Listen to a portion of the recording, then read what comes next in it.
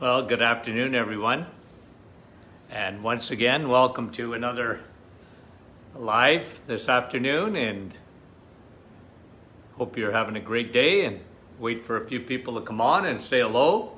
As per usual, Sari and Maria, good afternoon to you. And Mary and Rosa, Michael, Bernice, Dorothy,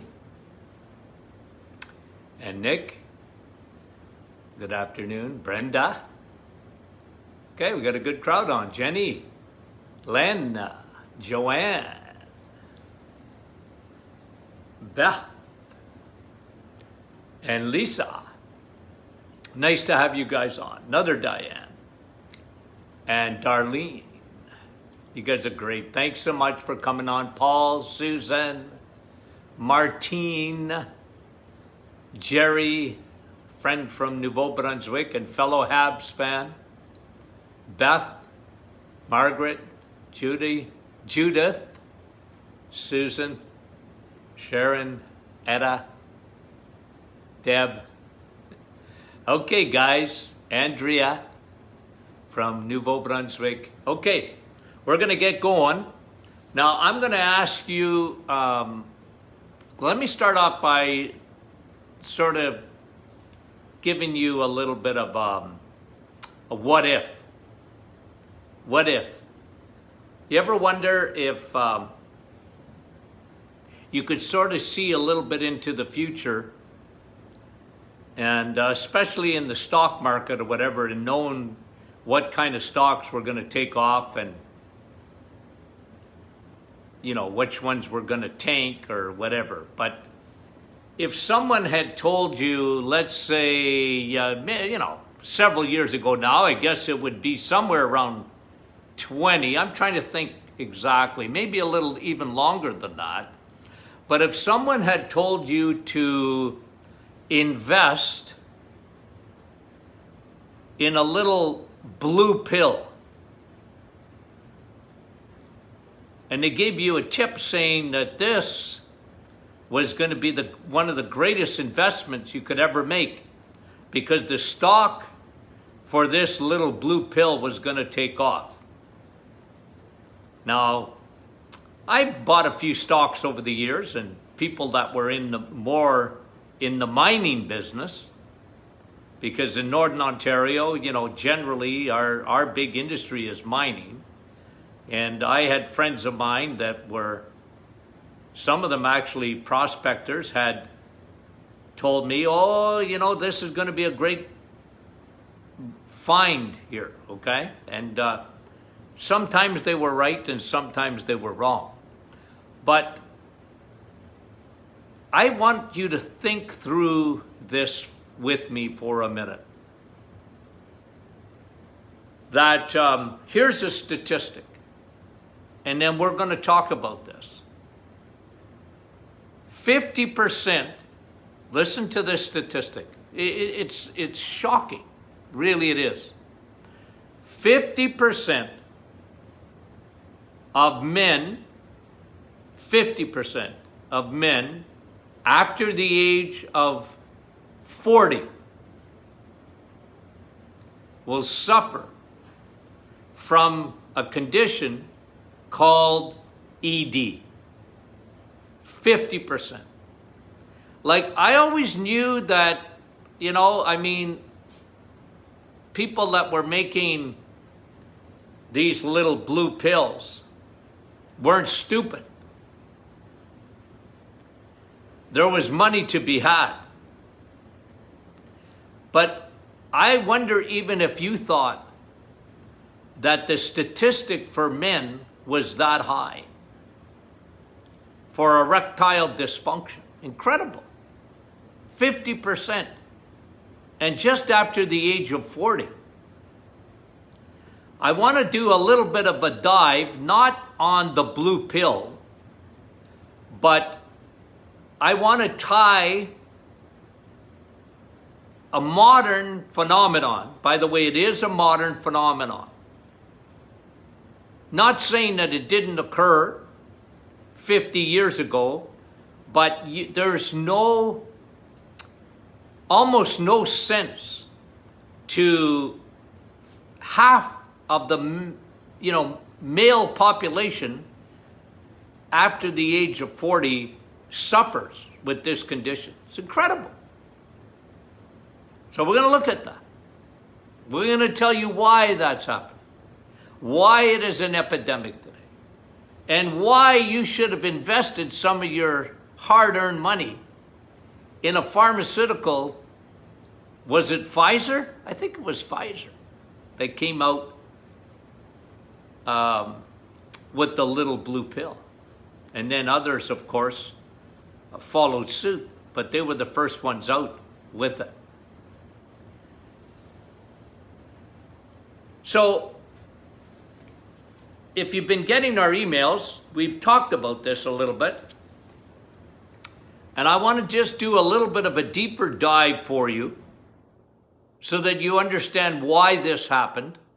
And of course, ladies, there's going to be a huge application to you, not only because of possibly your husband who suffers from this, but more than that, it can have huge implications elsewhere in the body, and females are not exempt. So let's unpack this a little bit. Not only ED, but what causes ED. There was a substance that was discovered. It happened even after I was in school in the 70s. There was a substance, I remember it well, that was found in the human body, a molecule. It was called nitric oxide, NO, nitric oxide. And the guy who discovered it won a Nobel Prize in medicine because it was a significant finding. Now, not too many people talk about it because they don't know that much about it, or medicine, you don't hear it a little bit, but not so much. It's more functional guys like me that talk about the importance of having very, very good nitric oxide levels. So let's do a little bit of a deep dive into, first of all, what does nitric oxide do? Nitric oxide is a substance that your body makes that makes your blood vessels relax. When your blood vessels relax, not constrict like that, NO makes them open. They relax, they open up. What happens when you open up blood vessels? Open up a hose, squeeze a hose, compress a hose, and the water stop coming out. That's what happens. That's what happens in blood supply. It gets diminished when you constrict your blood vessels. But nitric oxide relaxes the blood vessels. You're taking your hand off the hose, and now the water comes out in a much more abundant fashion. It's an illustration I hope that you understand. Nitric oxide is essential for relaxing blood vessels. Now, what causes a decrease in nitric oxide? There's a few factors. One, age. As you get older, you're going to produce less nitric oxide. You produce less of it. It's normal. But it's certainly not normal that 40-year-old men have a big time lack of nitric oxide. It's not normal at all. That's not, I mean, yeah, we get older, you have less, but come on now. Men in their 40s? But if you unpack erectile dysfunction in men, it's the age, yes, but primarily, it's insulin. Here we go again. Food. When you develop insulin resistance, your cells don't like insulin. The bad neighbor coming around to your place all the time. Your cells get tired of seeing insulin, but insulin has a job to do, and it will do it. It has to store sugar. Cannot leave it in the bloodstream. But insulin resistance affects levels of nitric oxide. That's why over the years, and I mean this, was it hundreds, and I mean hundreds, or thousands? I saw a lot of patients over the years. Lots of patients. Whenever I saw someone, and because it wasn't always an easy conversation for men to have. It was usually their wife telling me about it. Oh, by the way, Doc, my husband, he won't tell you this, but he's got ED. And right away, I knew what the number one cause was. It wasn't age. I know nitric oxide goes down as you get older, but it wasn't age. It was food. It was insulin. The blood vessels won't open. They constrict.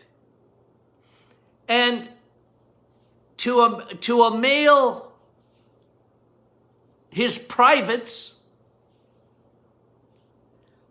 you need blood supply there. And ladies, you need blood supply in your privates too.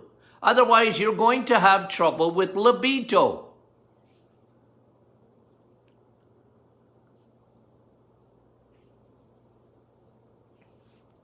Crazy, eh? So insulin, age, insulin. Now let me tell you another one. We talked about this. Well, at least on the email we talked about it.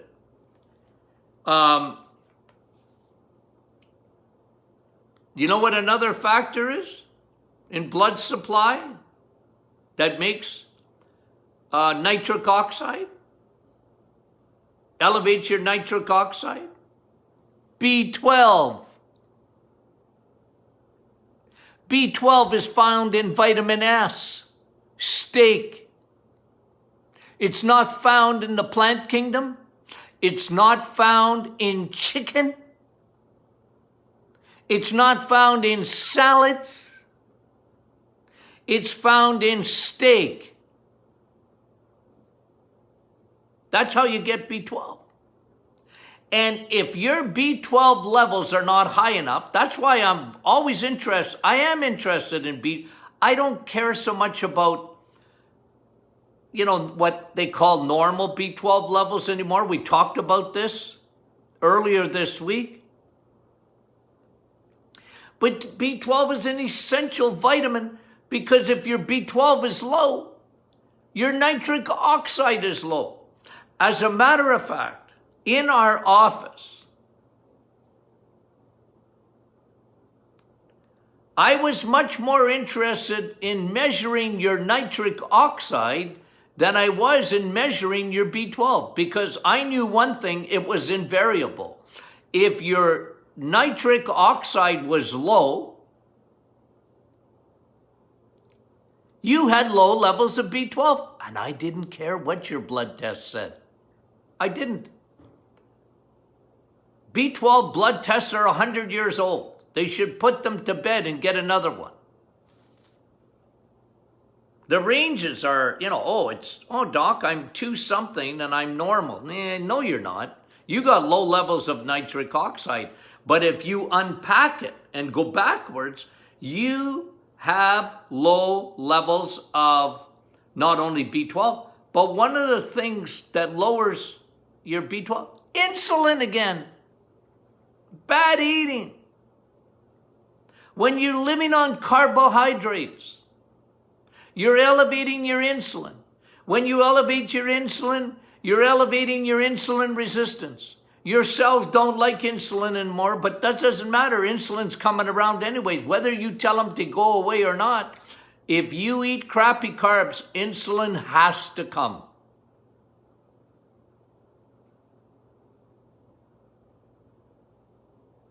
And nitric oxide, think of it. When you can't open up those blood vessels, okay, we think of ED. No fun for men. No fun for their wives. Low libido. But it's more than that, guys. Nitric oxide. Think of brain. Think of the memory. You need blood vessels to open up. This is one of the biggest problems in what they call small vessel disease, as a sign or a cause of dementia. They call it small blood vessel disease. Well, what that is it's nitric oxide. It's low NO, and out you must go. But your brain needs nitric oxide.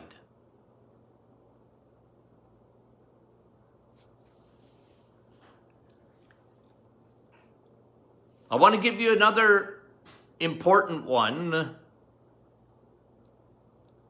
that lowers your nitric oxide. We talked about it in our email today. It's called uric acid. Uric acid, by the way, just understand this, okay? Uric acid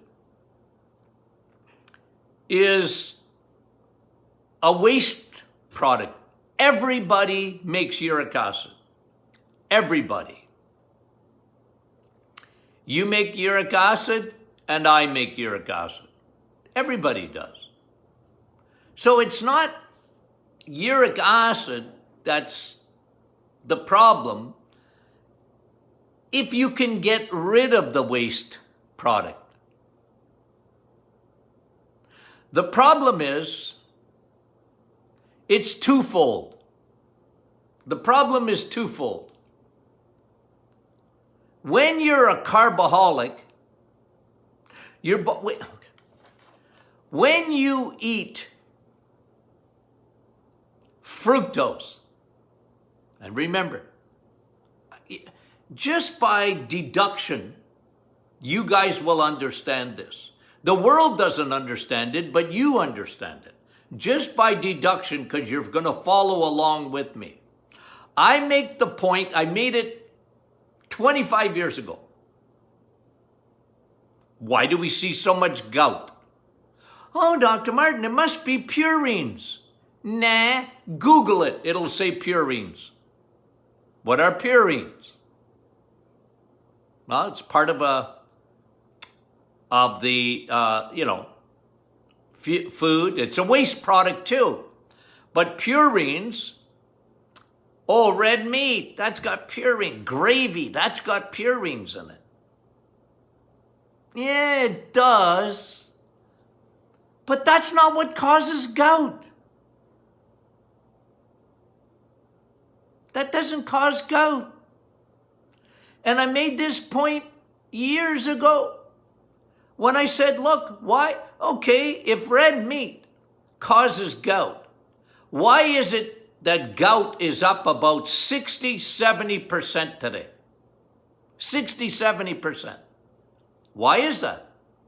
Can't be red meat. The consumption of red meat actually went down in the last 50 years.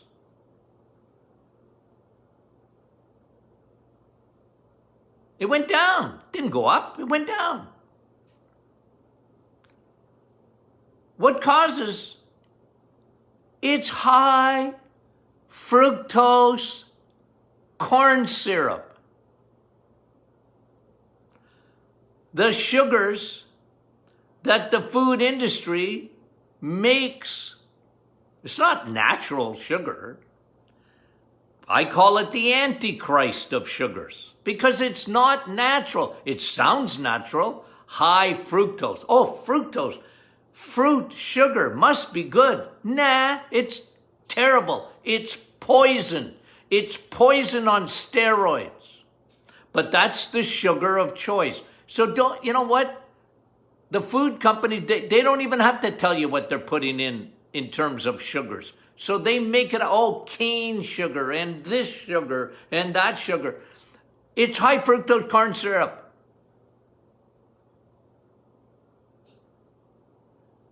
It makes a beeline. High fructose corn syrup, we talked about what it does in the gut because it feeds yeast and it's bad for leaky gut, but it's not because it stays there very long.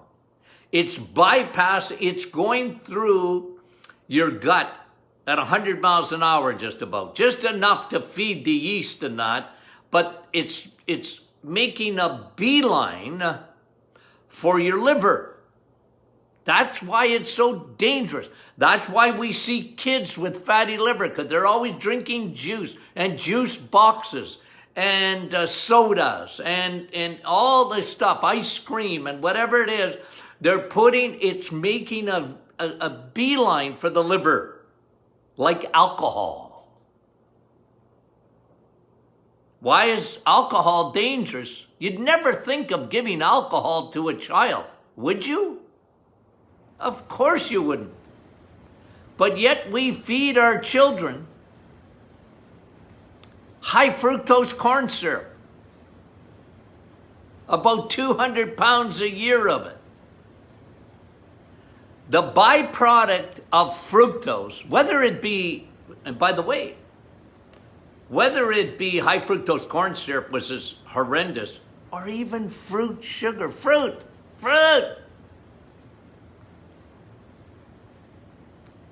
Its byproduct, its waste product is uric acid. The problem with uric acid is if you don't get rid of it. A lot of people, oh doc, I don't have uric acid because I don't have gout. You got high blood pressure? Yeah? Well, you got uric acid. And you should be cutting out all high fructose corn syrups and lay off God's candies, fruit. Have a few, but don't live on it. We live in a different world. This is why I'm always telling people, look, don't compare me when I was a kid to my grandchildren. Don't do it. We live in a different world, and the food industry is a big part of that. Because they found high fructose corn syrup in the 1970s. They made it in the lab. They found out it was addictive. It was worse than cigarettes.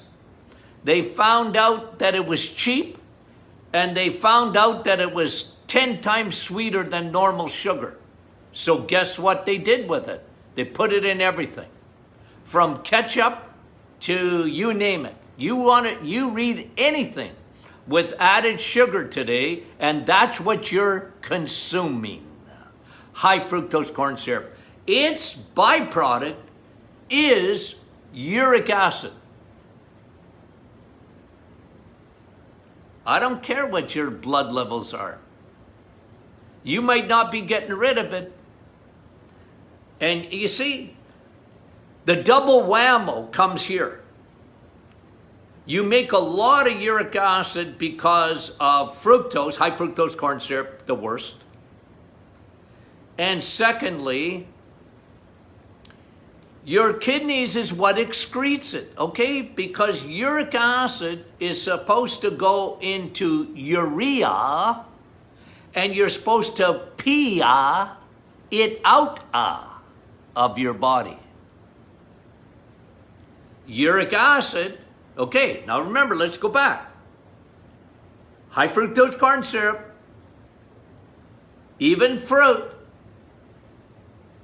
the byproduct of fructose is uric acid. Okay. Then it goes to, your body says, okay, I got to get rid of it. It's a waste product.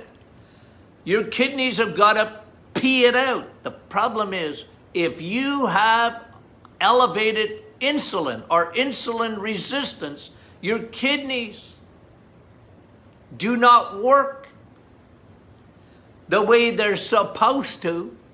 And then what happens is, guess what? Your uric acid levels don't get excreted. They don't get converted to urea. You keep it in your body, and now you have elevated, you might have gout. You might have pain. A lot of people don't realize their pain is gout. They've been diagnosed with rheumatoid arthritis or whatever, and you have no idea how many times I told patients, I said, I don't think you got RA, man. I think you got gout. You got nodules on your fingers? You got gout. But a lot of people don't get joint issues. They get high blood pressure because of what's happening in the kidneys. And okay, let's take it one step further. Age, insulin,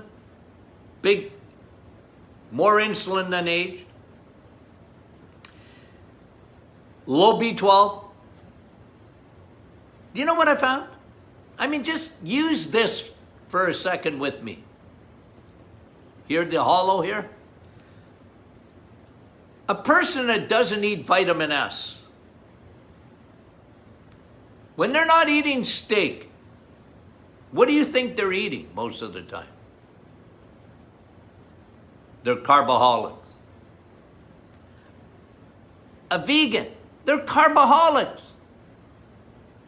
Oh, Dr. Martin, I know, but if you got low B12, you're going to have low nitric oxide, and your blood vessels aren't going to open up, and you're squeezing the hose of your blood vessels, not only to your heart. You're elevating your blood pressure. You're making your heart work harder. You're making your brain not get enough blood supply. It affects the memory center of your brain more than anything else. You can't retrieve. You know, you got a memory, but you know, what's that person's name? And that's nitric oxide.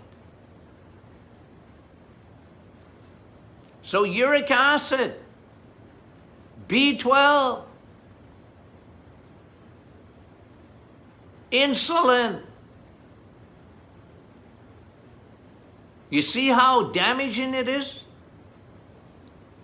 You see how damaging it is? Even insomnia, fatigue.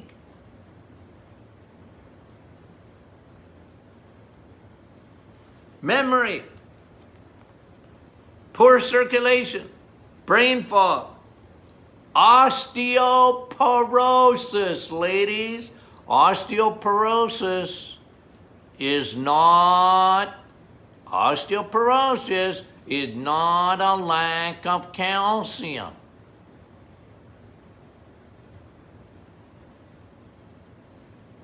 It's a big lack of NO, nitric oxide. Your bones need nitric oxide.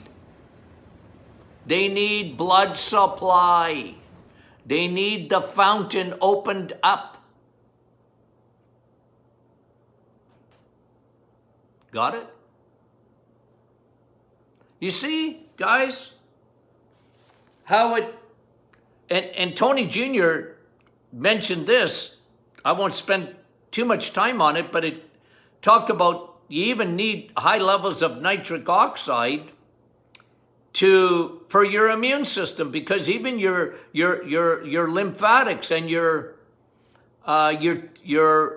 natural killer cells and your neutrophils, they need nitric oxide to work properly. Now, the guy that discovered that molecule won a Nobel Prize, but I bet you he had no idea. No idea of the problems that were coming down the track because of low levels of nitric oxide. Incredible. So what do you do? What do you do? You want to get into anti-aging? It's not Botox. You really want to get into anti-aging and anti-age your brain and anti-age your heart? You better get your nitric oxide levels up. So keep your insulin down. Keep it down. You keep it down. You keep it down when you lower your carbohydrates. Why do you think the reset is so effective? Okay? So, get insulin down. You see, and you guys know me enough, so let me just reiterate the way I think. You have to understand how I do this. When I tell you to lower something, I'm always telling you with the other hand, I'm lowering here for people that will listen on a podcast later. I'm coming down with one hand, but then I'm going up with the other hand. I'm always into substitution. When you lower your carbs, when you lower your sugars, you up your protein and fat. It's not, look, there's no problem with intermittent fasting. You know that. I've taught that in the past. It's a good way to help to empty your liver and this and that. But generally, look, I'm a food guy. And I'm not saying a lack of food. I'm saying eat the right food. Substitute. Get nutrient-dense food, your insulin will go down. Your uric acid will go down. You're not going to make 1 ounce of uric acid on the reset. No, because it doesn't come from purines. Now, the odd person has said this this happens with weight loss too. And I can give you a theory, but as your kidneys improve, you're getting rid of more uric acid. But until that happens, what, 1% of people that lose weight, and that can be a real good benefit on the reset, will sometimes get a flare-up of gout. But that is rare, guys, because the reset is actually made to get rid of uric acid. It's fixing everything about uric acid. It's storage, it's conversion to urea, it's fixing your kidneys so that now you'll pee it out. Uric acid isn't meant to stay in your body. It's meant to be turned into urea, and when you go for a PIA, you pee it out.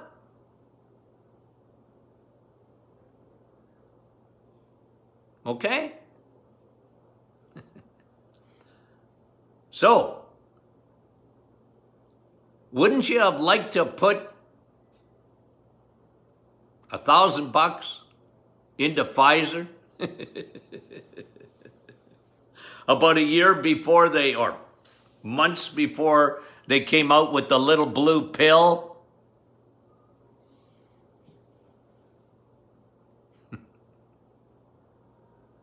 Woulda, coulda, shoulda. What did I know? I wouldn't have given you any better advice, believe me. Okay, so once again, thanks for watching, guys. You guys are fantastic. I appreciate it. You have no idea how much we love our group. If you're not part of the Martin Clinic Facebook group, new people on here even this afternoon, join on Facebook, Martin Clinic private Facebook group. What a group! We love it. Good feedback. Fridays is question and answer Friday. Is it too late to send me a question for tomorrow? Nope. That's what I do tomorrow. Question and answer. If you haven't got a copy of my new book, our new book, The Metabolic Reset, #1, still #1 on the hit parade in Canada. Why don't you make it #1 in the States too? Tremendous. We appreciate that. Only available on our website. Well, I don't know. Where do you get it? Is Martin Clinic website? I don't know anything. Somebody asked me questions about a website, and I said, man, I'm a dinosaur. Don't ask me. Ask my staff. Ask the girls. They'll tell you how to do stuff. Okay, you guys, love you dearly. Talk to you soon.